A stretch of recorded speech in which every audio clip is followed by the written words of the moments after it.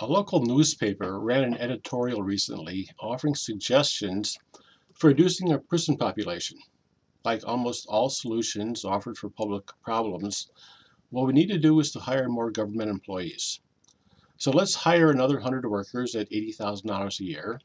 And oh, yeah, don't forget to add another 50% for their pension costs. But nobody seems to be asking why so many people commit crimes in the first place. Does anybody still remember when people didn't lock their doors or their cars? And I grew up in Chicago, not some small town in the middle of nowhere. When people used to ask the question about a person's behavior, the answer was always in the upbringing, how the person's parents raised them. But wait, we have normalized single parenthood, where people don't have to get married to have children, and fathers don't need to be in the home to help raise their child.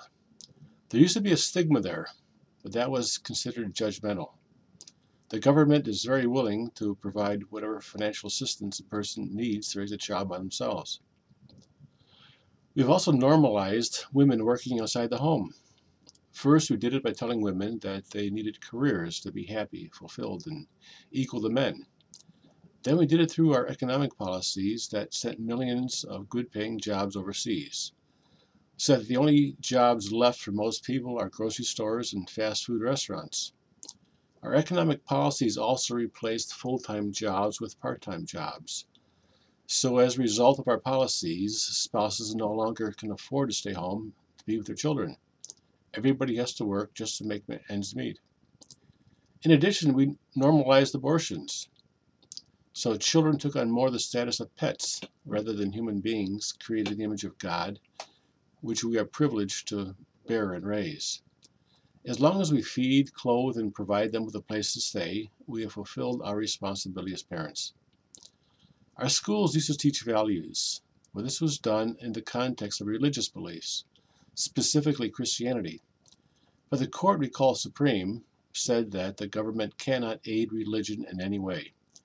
Some people who have studied American history will ask what the bleep schools have to do with government anyway. Our first Congress had Bibles published to be used in our schools, and they were used there from before our nation's founding until the middle of the 20th century, or over 400 years. And now this is unconstitutional? So the only values we teach our children today are tolerance, fairness, equality, and diversity.